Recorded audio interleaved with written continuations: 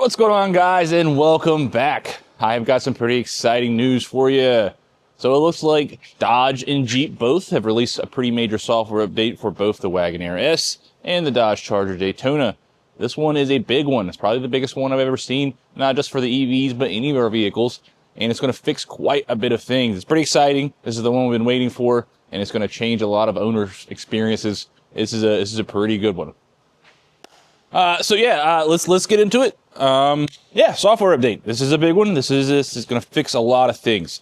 So similar to the last couple of software updates, the major powertrain software updates, it's going to be released as an RSU and TSBs. This one's pretty complicated, not just in the procedure that we're going to have to take to perform the software update, but in the way that they have released this thing. Now, this software update, again, will be like an RSU, a rapid service update, kind of similar to a recall. This is the manufacturer's version of a recall.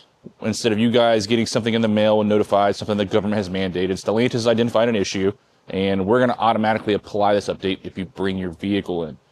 Now, I'm going to put some stuff in my description down below and my community pages. There are so many TSBs and so many numbers that things are going to get very confusing for you guys, and that's why I'm going to put that information there. But we're going to lump these things into two groups. We're going to do 11.3B and 6.3B. 11.3B, we're going to call these groups, would be for the 24 Charger and the 24 Wagoneer S. That would include the RT and the Scat Pack. And 6B3, would be for the 25 Chargers and the 25 Wagoneers. That's how they have grouped those things. And then on top of that, there's a multitude of TSBs and RSU numbers. Check down in my description, check my community pages if you guys want to see that stuff. It may change anytime they make a revision, let's say for a punctuation correction, that number will change. And just if you're curious of how this has been released, these set of TSBs right here that I have printed out, they all pertain to the same software update, but these are solely for the 24 Charger. Coming over here to service information, I have almost 3 pages of different, revision numbers, but they all really pertain to the same numbers, 11B3 and 6B3. So I see this one a lot in the Facebook groups and on the forums. Will this be over the air? Unfortunately, it won't. Any of our powertrain updates for either one of these vehicles has to be done here at the dealership in a controlled setting. The software updates are very complicated. They need to be done by a technician in a safe space in case anything goes wrong that we can recover it. These file sizes are just way too large for anything to come in over the air. So how long is this going to take, right? So we'll talk about the procedure here. So this could take anywhere upwards of, I'm going to say 4 to 5 hours per vehicle to perform the software update. It's very large and it's very complicated. One of the first steps is the vehicle needs to come into the service department and it needs to sit for 1 hour in a cool down period. So if you've driven across town and brought your vehicle in, it's going to have to sit for an hour and, hit ambient temperatures. It's one of the procedures they require to help us keep from damaging anything. After that, what we'll do is we're going to remove the frunks on either one of these vehicles so that way we can access the radiator fan. We're going to disconnect that radiator fan so the fans can't run and kill that 12-volt battery. There's a couple fuses that will end up pulling in the back so that way we don't damage your electronic shifter. And then we're going to come through and we're going to update 5 different models. We're going to do the IDCM, Integrated Dual Charging Model, the EVCU, the Electronic Vehicle Control Unit. We're going to update both the front and rear drive motors, and we're going to update the battery pack control module. After each one of these modules has been updated, the vehicle may need to sit and sleep. We'll shut it down, we'll walk away. And this entire process could take upwards, close to 4 hours. So you guys need to be prepared for that. And if your dealership is anything like mine, you may only have 1 or 2 technicians who are handling this fleet of EVs and all the other things we have to do. So don't be surprised if you show up to the dealership and, you're expected to wait maybe even a day to have the software update performed. You guys need to be aware of that and just be prepared for that. Now, if you'd like to see a detailed video of what we do for these software updates, rip everything apart, performing the update themselves, I'm going to throw something up here at the top of one of my previous videos so you can see exactly what is involved just to perform a software update on one of these vehicles. So before I go over this massive list of all the issues that this software update can resolve, I do want to say this to you guys too. Please be patient with your dealerships and your technicians on this, right? We're finding out this just about the same time as you. And again, as I've explained, it's a very complicated procedure. Even the paperwork side of things. But just know the software does exist, right? If you need to use some of the information that I put in my description down below or my community pages, feel free to do so. if you show up to the dealership and then you say this random guy said there's a software update, does this information help you at all? If you need to do that, please do. But again, be patient with us. If you've been around long enough with either one of these vehicles, you know how this is going to go with the last 2 RSUs. It's going to be a little confusion, but we are going to get your vehicles fixed.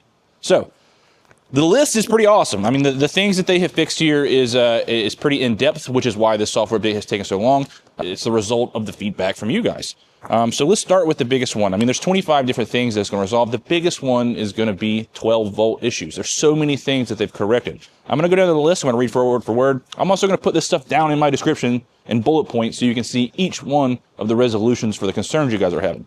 So we're going to start with the first one. I'm going to go down the list. Your vehicle may not be able to start. The 12-volt battery is dead, resulting in a no start. Improvements to minimize occurrences of limp home mode or the turtle mode. Loss of communication between the EVCU and the BPCM that can prevent the high voltage contactors from closing, resulting in a no start condition. Remote start functionality fails when the vehicle is actively charging. Your Charge Now feature application has multiple issues. The feature intermittently fails and does not close the contactors. Sometimes it does start, but the charge port lights are not communicated by the EVCU, and it sets a code that may cause the vehicle to not start. They've also created a closed-loop 12-volt silent charging system, which will help maintain and mitigate 12-volt battery issues. The highway creep improvements have been resolved, where an issue where the vehicle incorrectly enters turtle mode while driving. Power shot. Sometimes it'll be stuck at 0, and it makes the customer believe that power shot is not working when it is. That has been resolved. Wheel-in disconnect issues. There's a multitude of issues that have been resolved with wheel-in disconnects on the WAG S and the Dodge Charger Daytona RT, and those can also cause braking events. The drive-by-brake message update in the instrument panel in case the vehicle goes into limp home mode. I've covered drive-by-brake before. That's where the vehicle accelerates on its own very gradually up to 50 miles an hour to help propel you off the road in the event of a fault. So now you're going to get a message up on your cluster, and that's going to give you instructions of what's happening and how to control the vehicle. I have seen an image of it. It is very good, and it's going to be very well known what's happening. And it's going to be able to give you lots of information. You're going to know what's happening to the vehicle. That is a very good one. Let's see here. They have improved battery range estimations and corrections. So that's been overhauled. So now those estimations should be reading a little bit better than they were. We're going to do improved battery state of charge accuracy in off nominal conditions. That will help read that 12-volt battery and make the corrections and charge it. Battery heating values are incorrect on the radio when in performance pages. Charging does not start when the vehicle is plugged in. Charging is not indicated when the battery is at a full charge, so sometimes you may see that your battery is not fully charged when it actually is. Charging is slow or takes too long. Bumps and jerks on deceleration, which is something that I happen to have in my vehicle here. Let's see here.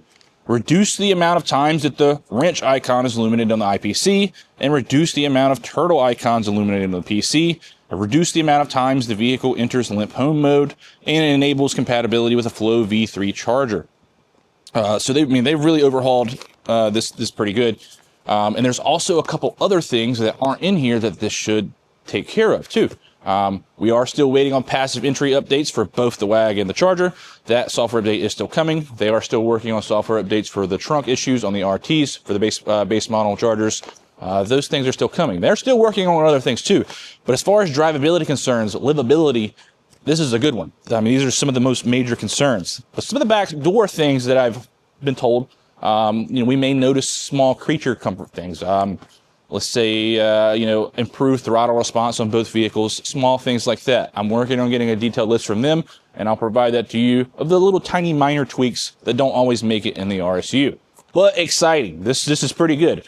Built on top of the other 2 RSUs that we've just had earlier this year. This one, this one takes the cake. This is a massive one. So this is going to be good. Now, unrelated to this RSU and this software update, Stellantis has also released a ton of other fixes. Some of these include hard parts, right? I have ordered a ton of parts for some of the vehicles around here, mine included, and I'm waiting to install them since they just showed up.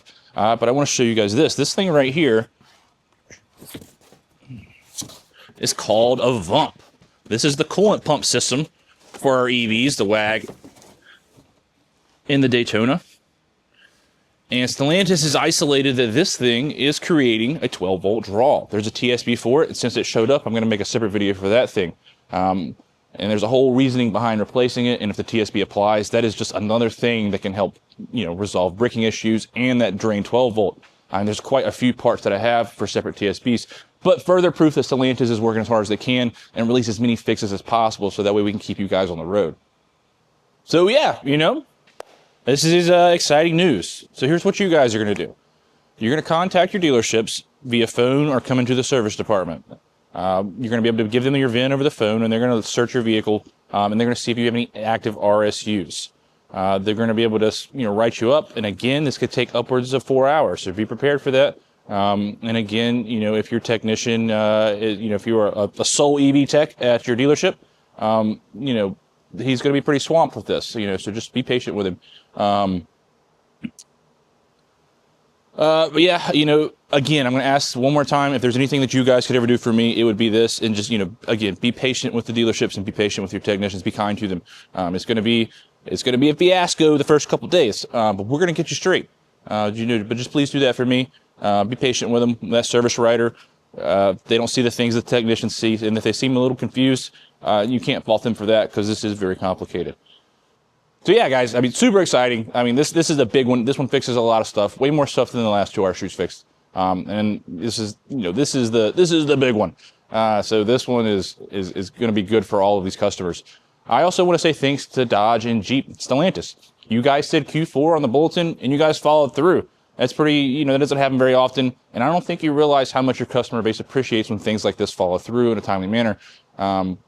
It's nice, and we appreciate that. So thanks for, working hard through this one. I know this one was very big, and there was a lot of behind the scene things that went into this, but thanks for doing it.